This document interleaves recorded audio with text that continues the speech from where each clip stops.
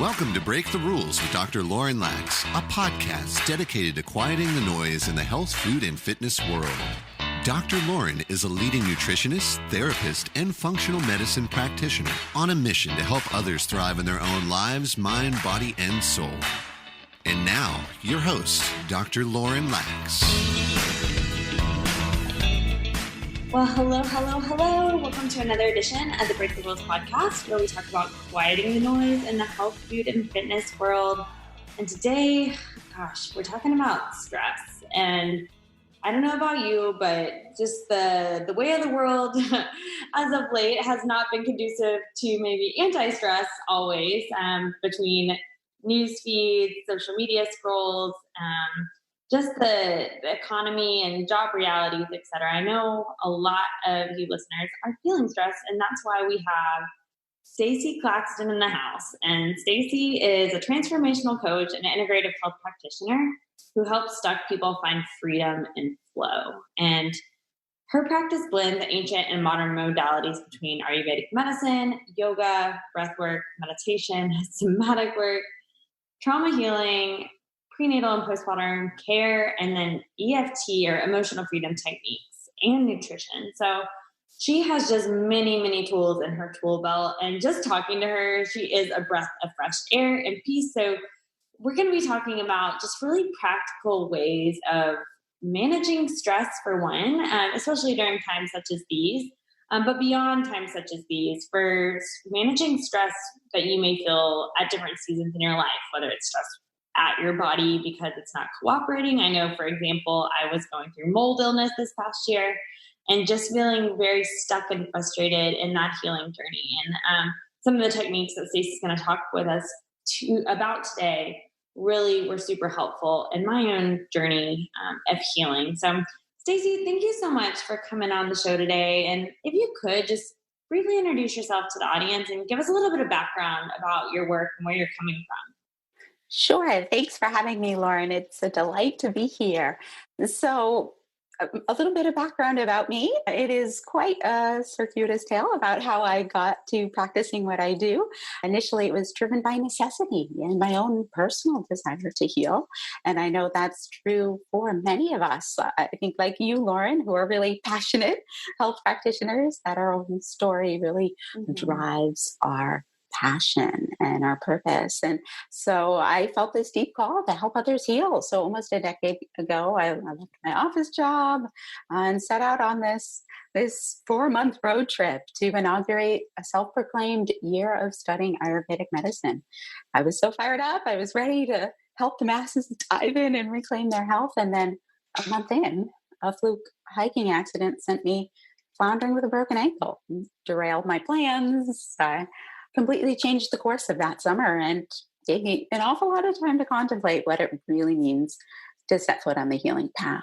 And it was an opportunity. It was my first glimpse into what it means to heal on those deeper levels, to really face our pain, our past, our struggles, our stories, and everything that undergirds the physical ailments that life throws us. And it really planted those seeds for what I do today, which we'll get to in a moment, but I wasn't fully ready to go there yet. And I don't know if that's true for you, Lauren, but for many people, I find sometimes ready to dive in fully yet, or we're not ready to receive or hear something, and we need to go through this learning process and perhaps some hard lessons in self-discovery first. And so that was true for me. So on the other side of that road trip and that sabbatical year, which stretched into 2 years, which turned into a full-blown career, I ended up exploring a lot of different types of ancient and integrative healing modalities. So as you mentioned in that bio, Lauren, I've studied Ayurvedic medicine, I've studied yoga, postpartum care traditions. I've also really dove into the functional nutrition and modern functional medicine world. And I know that's something you offer too. So I had the Eastern traditions, the Western science. I was well-versed in diet and lifestyle and testing, supplementation. And I got my clients' results, but I was noticing they weren't as dramatic as they could be. And I wanted to know why. And I'm sure you probably asked yourself that question with perplexing cases. You want to be the investigator. Like, I'm a smart, savvy, I'm data-driven practitioner. why am I not getting the results that I know are possible? What's holding me and others back from this deeper healing and freedom? It's one of those questions that really drives us, like, how can we take our practice deeper? And it took me probably too long to discover this truth, at least for myself, that we often stay sick, stuck, stressed, and self-sabotaging in some way, not for lack of knowledge. At some point, we have enough knowledge, but rather for lack of awareness in one critical area, and that's the emotional pain that's lodged really deep in the nervous system. And that can be true for those who are sidelined with chronic illness, for those who can't seem to rest free from disordered eating patterns or infertility, or who have some sort of frustrating unresolved symptoms. Often I found that there's some sort of lack of emotional freedom that is a prevailing root cause. And that was kind of this light bulb moment for me that plunged me really more into the work that I do today with transformational coaching and my health practice, where essentially, and I love that you've taken ownership of this term, Lauren. Essentially, I've been quote unquote breaking the rules with myself and my practice for the last couple of years.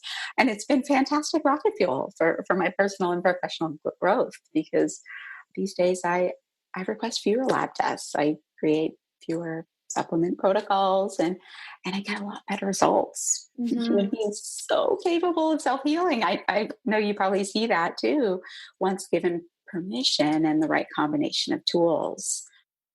When given the right tools, the body innately wants to heal itself.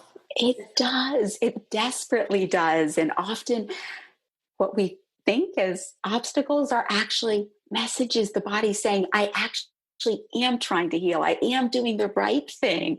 When we try to think, oh, I need to fix something. And that's something that I really see as my role now, that we're programmed to think our body's doing the wrong thing and we need to fix it. And this is a problem.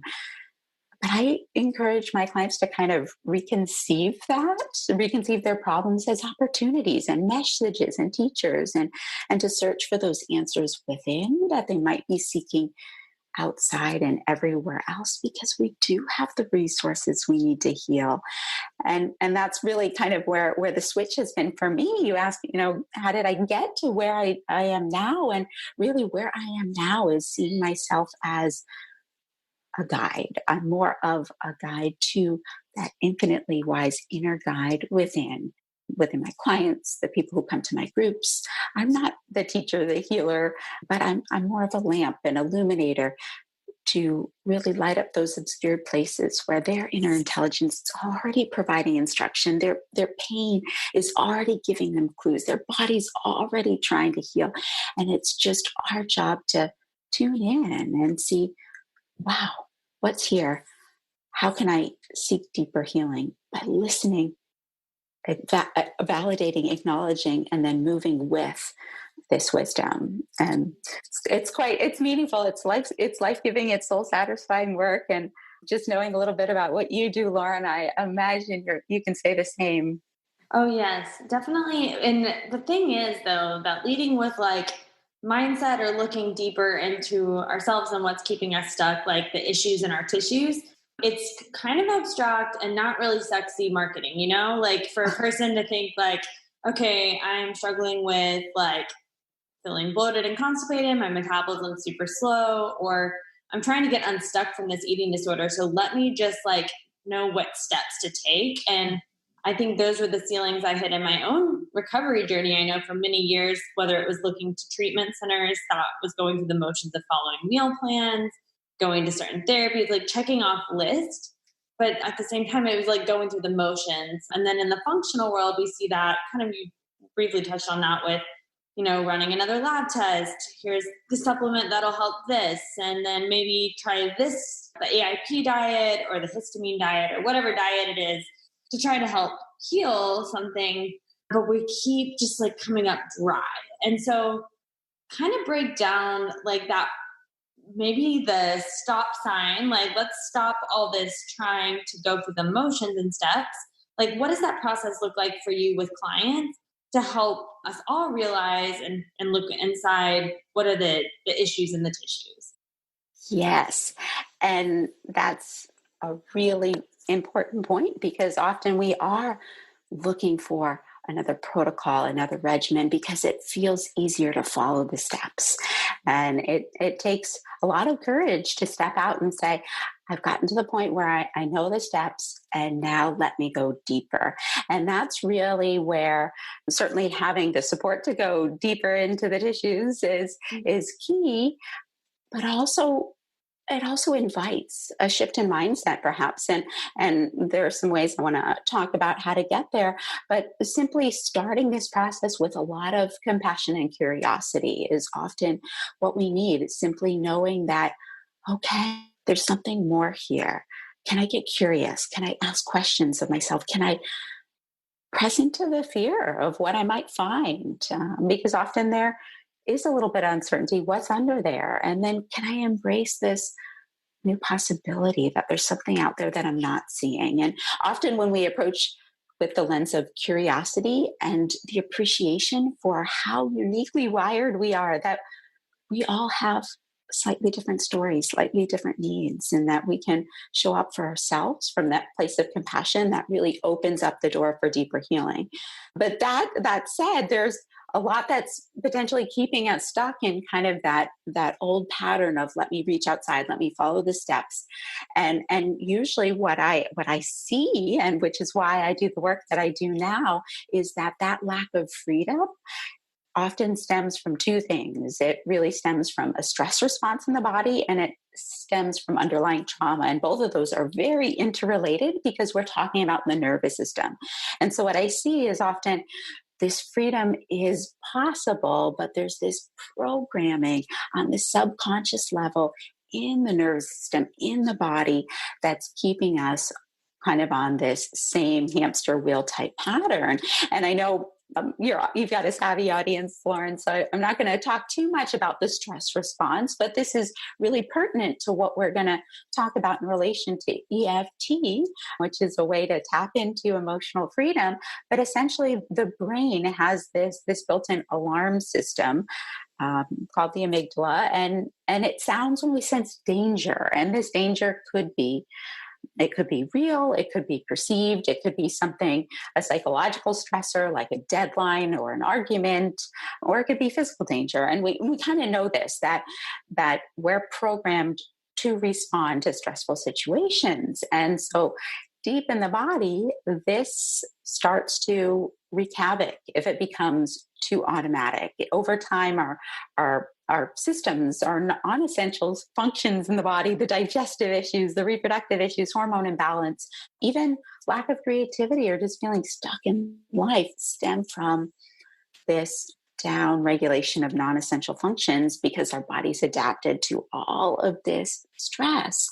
And so when we're stressed like that, that's when we want to go to what we've always done, see what we've always seen. That's when it feels comforting to reach for the protocols and the plan and just take the next step, because we can do that in a flight or fright response. We're programmed to just go through the motions. We're not in our creative, higher thinking self.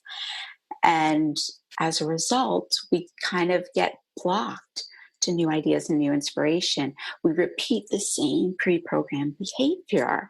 And that's often what keeps us stuck, even if the things we're reaching for are healthy and good and valuable.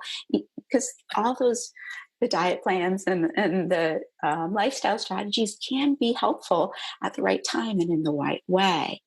But as you've probably seen, and I have too, it also can be preventing us from going in deeper and looking at the hidden stressors. And I know what I do in my practice and what you do as well is often kind of help people find those hidden stressors from a functional perspective. And those can be critical to healing. Exploring, for example, is there something going on with hormone balance? Is there something going on with pathogens in the gut or nutrient deficiencies? And really finding those sources of stress, that's helpful because they affect the nervous system and they keep us stuck in this same behavior if we can't come out of them. But often what I've found, and it's becoming more and more documented in the science, is that the most potent hidden stressors aren't going to turn up on those lab tests, and they're going to really evade our detective lens because they're hiding inner blind spots. And these kind of fall under the umbrella term of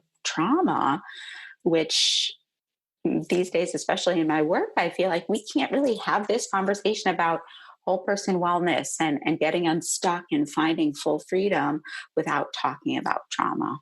Yeah, talk to us, break down maybe a couple specific case examples, even of like what looking deeper looks like, and like exploring like that word trauma to me sounds kind of traumatizing too, like what that means.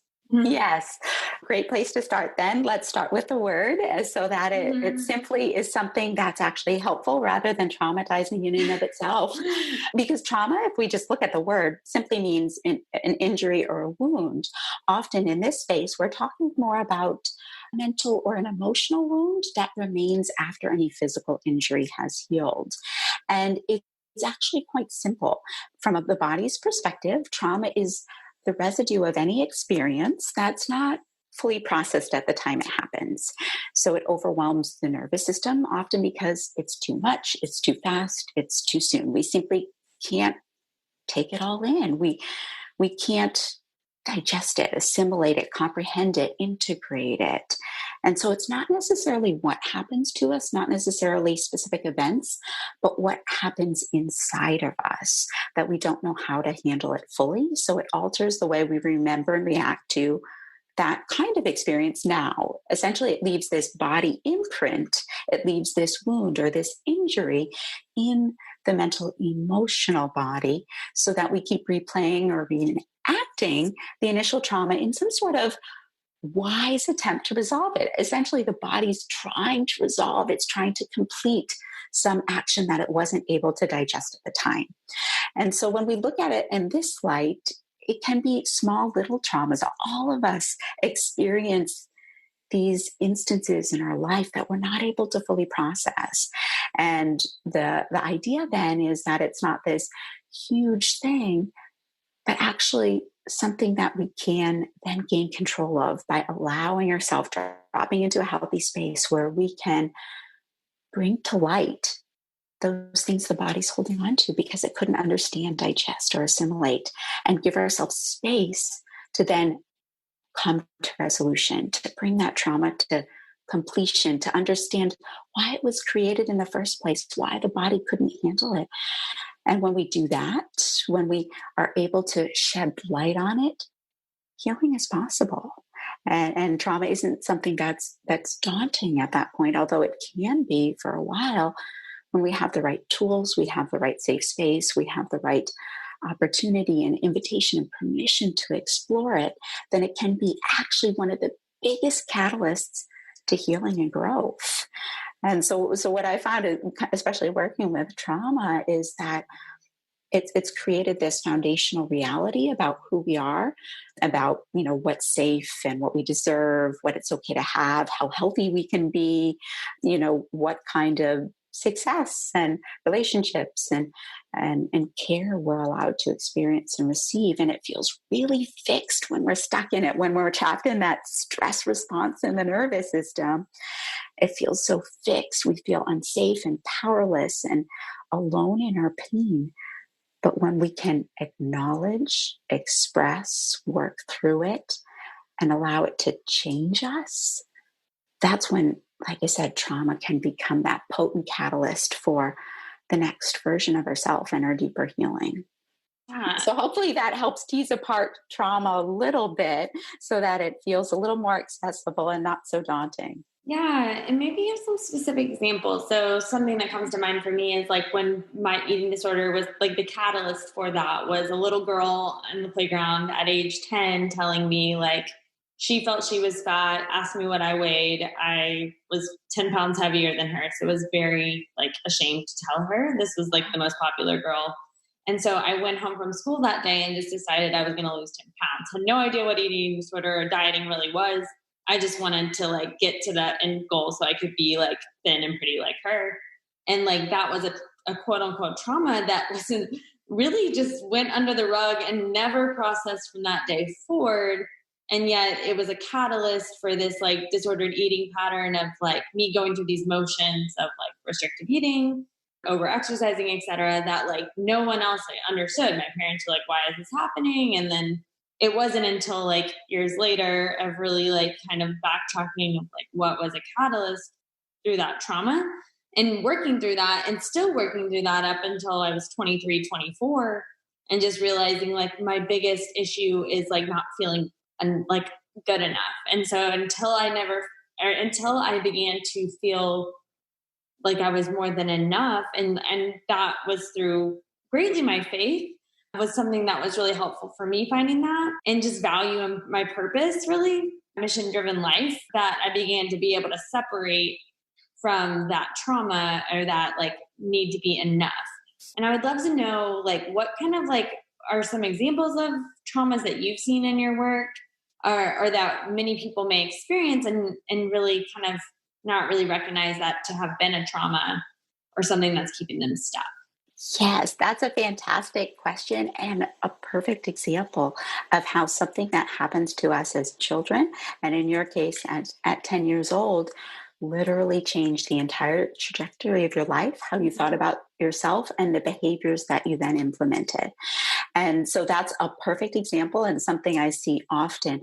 Usually there is a pivotal event that happens. Often it's between the age of 0 and 7. For you, it was 10. So it doesn't really matter the age, but often it's something as a child because we're not fully able to understand at that point.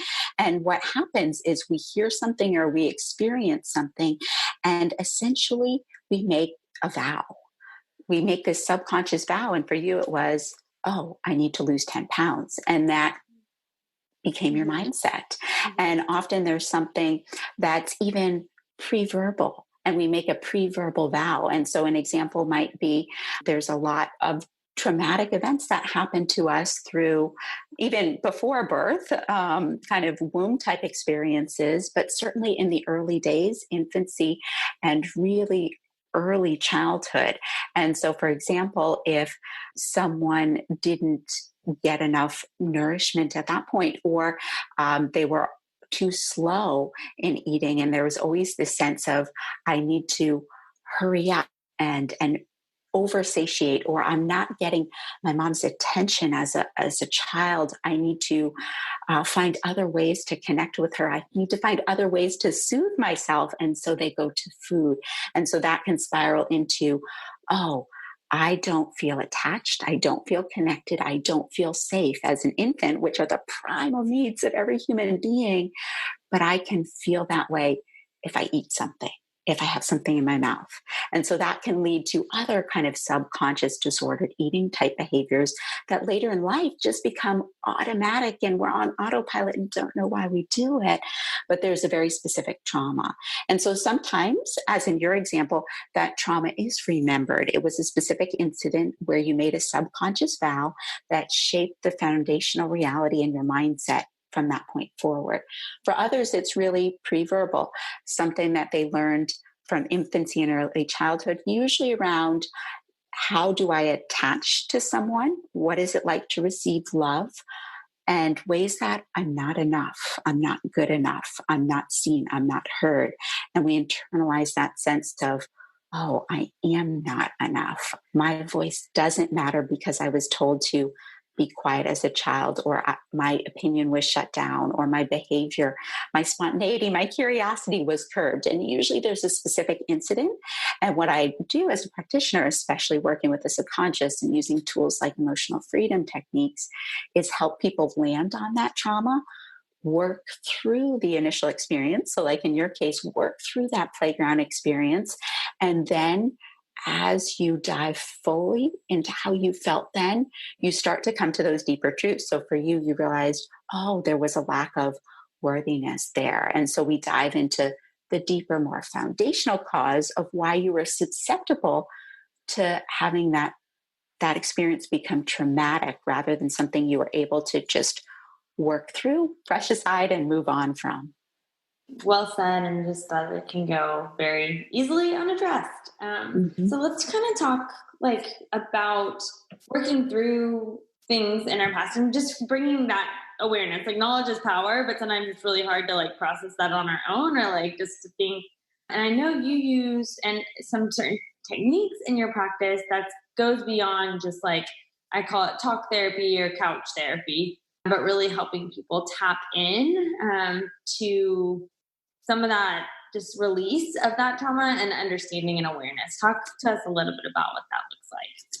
Absolutely. And that's really why I'm passionate about engaging some of these topics, because it can feel overwhelming and frankly ineffective to address it from a thought perspective. Because especially when these traumas happened at a young age, we couldn't think our way into them. And so trying to think or talk our way out of them is really quite challenging. And so for those who have tried reframing and shifting their mindset and creating new behaviors and making new decisions, that's beautiful and effective for some. But often we need to really drop into the body, drop into the subconscious, the 95% of us that's governing our behavior that we're not fully aware of. And that often requires somatic or body-based tools that allow the nervous system to feel safe so that it can then start to bring up suppressed emotions or memories or things that have been stored in our body tissue, but we never knew how to access. And that's where some simple practices like EFT, which I found to be one of the simplest and really most practical and versatile ways to tap into the body's wisdom, really come in handy.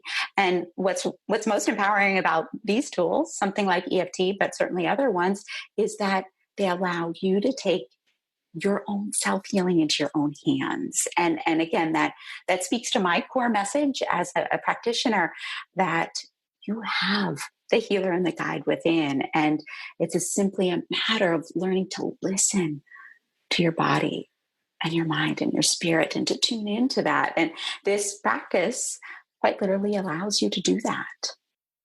Talk a little bit about can you break down what is EFT, emotional freedom technique? Mm-hmm. What that looks like. Yes. So EFT stands for Emotional Freedom Techniques, and it's a tool really of self-healing, self-empowerment, and self-love that very quickly and powerfully shifts the body to a place of safety and connection. And that really is important, because when we're talking about the context for EFT being stress and trauma, with trauma, we don't feel safe in our bodies and we don't feel safe in our environment. And that's what triggers the stress response and creates the sense of disconnection. So when we can tell the body it's safe in the face of all these stressors, and when we can calm down that amygdala, that's when we give ourselves and our subconscious permission to express what's been repressed. And we can short circuit that trauma reenactment and bring the body to a place where we can rewrite our story and we can rewire the brain to a different narrative. And that's how we get powerful shifts in healing, and that's where we find freedom. So it's very simple, and we can run through it right now. Some people are kind of blown away by the simplicity after hearing, well, it can do all that, so let's give it a try. It's really this hands-on, easy way to drop into more of a meditative state where you can tune your spirit to that infinitely wise inner guide, to that still small voice within you. And I don't know about you. I suspect everyone listening, though, is like me and really enjoys ways to press pause on that inner chatter, the chaos, the confusion, the clutter, and the noise in the world around us, and zoom in a way that's very practical. And so EFT is practical. It's called tapping because that's what we're doing. We're literally taking our fingertips to tap on and stimulate specific places on the body that correspond to the endpoints of energy meridians. And you don't need to know what those meridians do. You don't really need to know anything about energy. You simply need to practice the sequence and see what shifts in your body. And as we do this, as we tap, that's the physical component. We focus on unpleasant emotions or sensations, things that are coming up in our body, or maybe we pose questions to our subconscious. And the effect is very stress relieving. It calms down the nervous system. It gives us safe access to emotions. It activates the immune system, which is great, especially given the current health situation in the world. It activates the immune system. It restores energy flow. And like I said, it literally rewires the brain. So you are a different person in relation to your past trauma and stressors. And it's like I said, a very simple technique to learn. It's available to us 24/7 because we're literally using our own fingertips and nothing else. And like I said, it can look funny. It seems a little too simple to believe, but it gets results. And we're starting to see, based on science and some mounting research, that it gets really impressive results too. And it doesn't take a whole lot. So for example, there was one study done that a single hour of tapping can change 72 genes in the body. It can reduce the stress hormone cortisol by 24%, which is massive. And if you just take comparison, taking a nap only reduces cortisol by 14%. So there's this significant measurable effect on our body systems, on our DNA. We're creating lasting change by simply running our fingertips over the body and acknowledging what feels deeply true for us. So would you like to give it a try? Do you want me to explain a little bit more? Let's do it. Okay. So the physical component is really easy to learn, and I'm going to make that easy for you and all your listeners here in a moment. I just want to speak to the words that we use, because that's one of the biggest questions I get from people. How do I know what to say? How do I know what to tap on?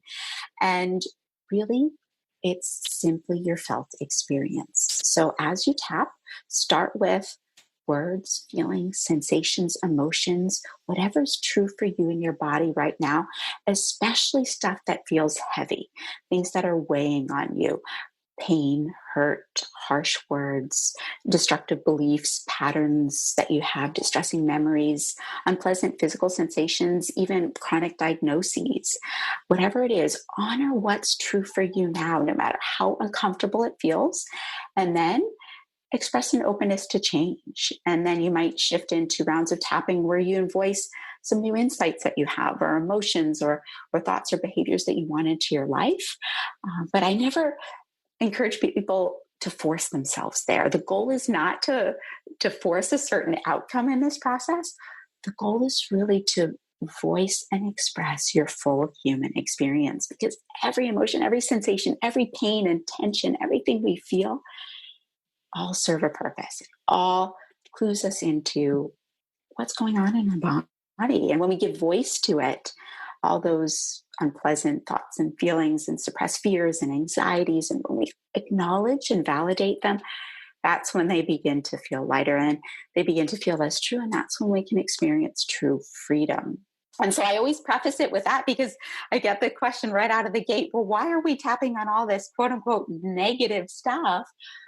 And tapping really affirms that there's nothing wrong with any of it. There's nothing wrong with feeling anxious or afraid or frustrated or angry or guilty, ashamed, disappointed, whatever is coming up for you, simply the human experience. And in order to move through our trauma, to move through our stuck points, to cultivate resilience and true health, those emotions need a voice.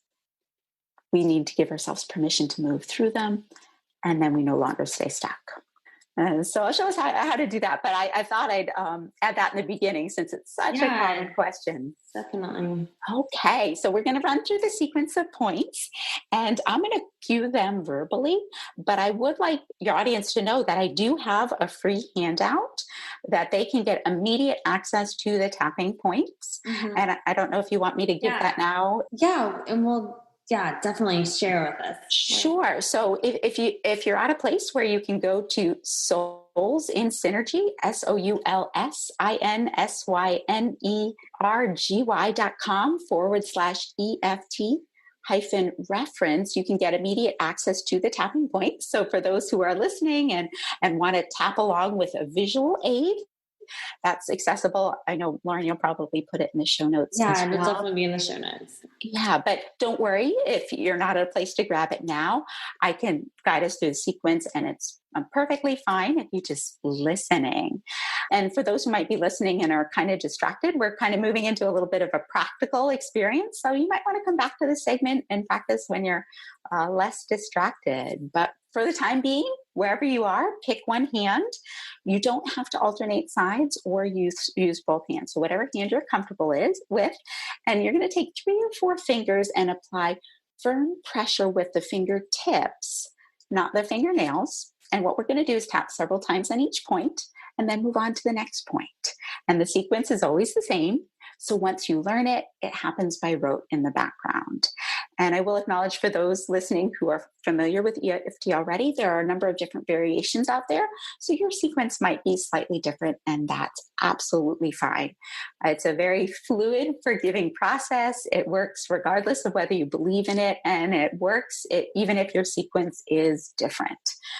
So, Lauren, you ready to start learning the points? Yeah, totally. Okay, so we're going to start tapping at the top of the head. And so this point is as if you had a string attached to the ceiling, like the topmost point on your head. And then inside of the eyebrow, and this point is just to the right or left of the bridge of the nose. It's kind of where the eyebrow stops. And we're tracing the eye bone here. And as you tap, kind of just notice how it feels in your body. Make sure you're taking nice deep breaths. Notice if any particular points are tender or feel different from the other ones. And then slide your fingertips to the side of the eye. So the next point, again, is tracing that eye bone. It's fairly close to the eye, next to the temple. Again, just noticing, tuning into your body here. Move the fingertips under the eye. Again, we're on that eye bone, so it feels pretty close to the eye. Take a deep breath and move the fingertips underneath the nose. Notice what it feels like to tap there. Inhale fully and come to the chin crease, the space below the lower lip. Again, paying attention to how it feels to bring your fingertips to the body, if any points feel different from the others. Taking a nice deep breath and moving to the collarbone point. This point is about an inch or so to the right or left of midline. You've got one finger on the collarbone and then a couple fingers in that indentation beneath the collarbone. Again, take a nice deep breath here and notice what it feels like in your chest as you tap on this point.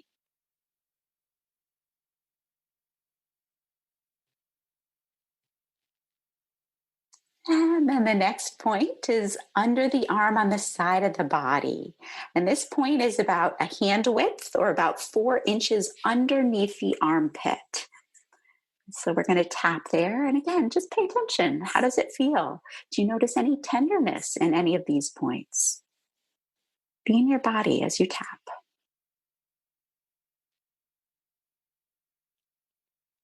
And then take a deep breath and move the fingertips to the side of the hand. This is the fleshy side of the hand by the pinky.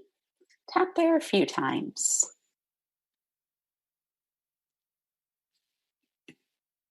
And we're going to move back up to the top of the head. I'm going to run through the points one more time. And wherever you are, maybe close down your eyes and just notice this time around what it's like to really feel these points. Deep breath, top of the head. Inside of the eyebrow.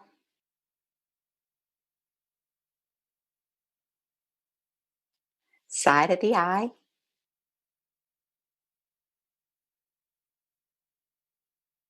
Deep breath under the eye. Tuning into the body, noticing what's coming up for you under the nose.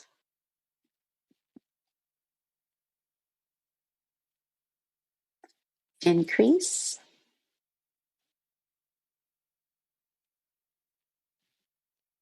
Collarbone point, taking a nice full breath.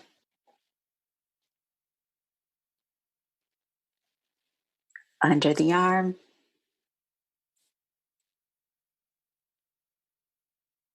Side of the hand. And back up to the top of the head. You can pause here, let the hands return to the lap. Take a deep breath and just notice, how does your body feel after moving through the sequence of tapping points? That is awesome. Thank you so much for taking us through that, Stacy. That's really practical, and I love sending the listeners out with some practical tools for their tool belt. Where can people find out more about you and your work and connect with you if and what you're up to? Yeah, excellent. If I can speak to a few little practical Oh tips about yeah, how to use that, because some definitely. people say, oh, I noticed something, I calm down. Now, what do I do with it now that I know the points? And other people say, well, I didn't notice anything, then it must not be working. And so this is where you take that sequence and you make it your own. And so as you tap, you might bring in words, emotions, feelings, sensations, and say them aloud. And so as you tap, you might acknowledge a pain that you have in your body. You might acknowledge an emotion and simply tap and voice out loud what you're feeling, what you're experiencing. Something really transformative happens when we express audibly what we've kept inside. And so I'd encourage you to start there. Start with a physical pain sensation or uncomfortable emotion and simply run through the point, naming what it is that you feel, and let it move through your body and see what happens. So that's the most practical way to take that sequence of points and start to go in deeper with it for pains or discomfort or emotional questions that are coming up for you. But there are a lot of other really practical ways to do it. And if we have a couple moments, Lauren, I'd love to kind of give a few ways that people can take EFT into their home life. Yeah, as we wrap up, share with us a few ways that people can. Because people often ask, how often do I need to do this? Do I need to carve out an hour and go in deep? And the answer is no. Make tapping your own. And if you don't have a lot of time, carve out a minute as you're switching tasks, as you're moving into the next decision that you need to make, as you're entering an interaction with someone or perhaps a stressful conversation. Take a moment or two, tap, acknowledge how you're feeling, see if that shifts your mindset, see if it gives you new insight. Often we're on autopilot, just moving through our day, and taking intentional tapping breaks allows us to tune into how best to use our energy, how best to invest our time. And it starts to stretch those muscles of, oh, I can trust my intuition. I can listen to my subconscious. I do know what I really need.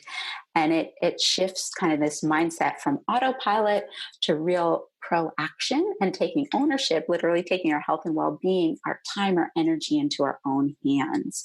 And so I encourage those of you who are new to tapping and aren't ready to, dive in and to work through big memories or life experiences or things that feel a little bit more insurmountable to you, to start small and simply invite tapping, quick tap breaks, acknowledge how you're feeling, express it.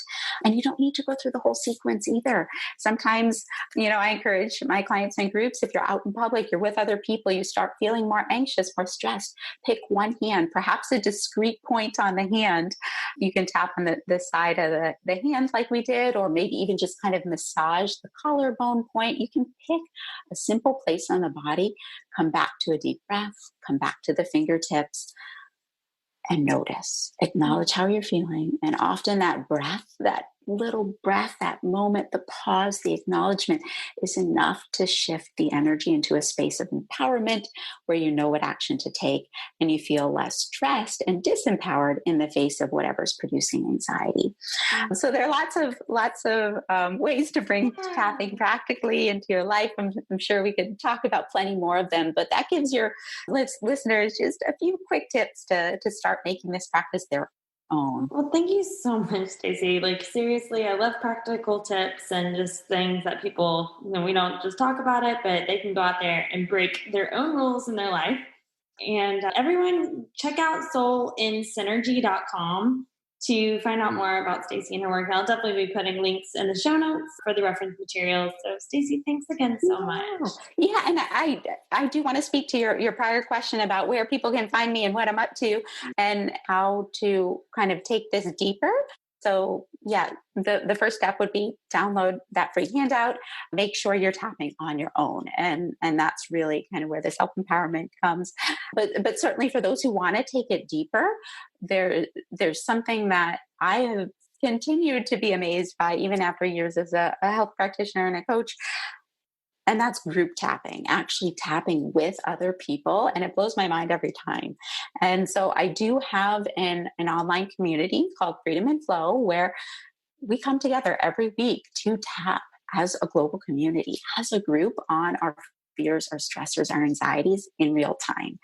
And for those who are ready to take maybe the self-care and the self-practice of tapping into a safe, supportive space, it's an open invitation to come together and move through life experiences and challenges and know there are other people here alongside you doing the same thing, because healing and growth really do happen in relationship. And so doing our inner work is fantastic. Tapping as a self-care, self-healing modality is amazing. But when you can take that and amplify it by the power of the collective and do it in community, I've seen amazing, amazing results. And so that'll probably be in the show notes as well, but feel free to join us for anyone who wants to explore tapping on a deeper level and in the supportive community. Thank you so much. That's awesome. Love strength in numbers. So yes, well, I'll let you get to it, and we will be following your work. Thank you so much, Lauren.